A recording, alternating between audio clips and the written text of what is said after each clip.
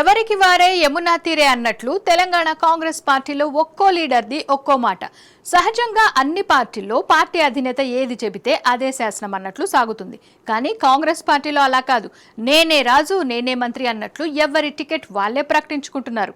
మొన్న జరిగిన పరకాల మీటింగ్లో అన్ని నేనే అన్నట్టు సీఎం రేవంత్ రెడ్డి ఎమ్మెల్యే రేవూరి ప్రకాష్ రెడ్డి మళ్లీ పోటీ చేస్తాడని, అతనిని మళ్లీ గెలిపించాలని కోరారు. మీ అందరి సహకారం, మీ అందరి ఆశీర్వాదం ఉండాలి. నిండు మనసుతో ఏ విధంగా అయితే పరకాలలో మొన్న ప్రకాష్ అన్నని గెలిపించినో రాబోయే 2029లో రెట్టించిన మెజారిటీతోనే ఈ ప్రాంతంలో గెలిపించండి.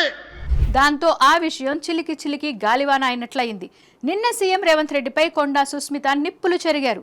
రేవంత్ రెడ్డి, నువ్వు గాని రేవూరి ప్రకాష్ రెడ్డి గాని వాళ్ళ తాత గాని వాళ్ళ అయ్య గాని ఎవరైనా గాని నేనే ఇక్కడ ఎమ్మెల్యేని,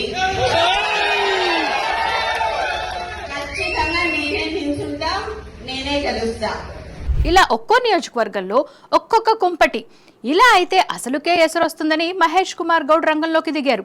ఇకపై టికెట్ల విషయంలో ఎవ్వరూ మాట్లాడొద్దని ఇండైరెక్ట్ గా సీఎం రేవంత్ కు కౌంటర్ ఇచ్చారు.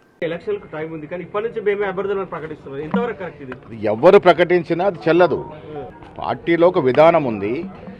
ప్రదేశ్ ఎలక్షన్ కమిటీ ఉంటుంది, తర్వాత సెంట్రల్ ఎలక్షన్ కమిటీ ఉంటుంది, ఆ తర్వాత సిడబ్ల్యూసి ఉంటుంది. రేపు నేను సీట్ అప్లై చేసినా ఇంకెవరు అప్లై చేసినా ఈ ప్రాసెస్ త్రూ పోవాల్సిందే. అంతిమ నిర్ణయం సెంట్రల్ ఎలక్షన్ కమిటీ, ఆ తర్వాత సిడబ్ల్యూసి తీసుకుంటుంది.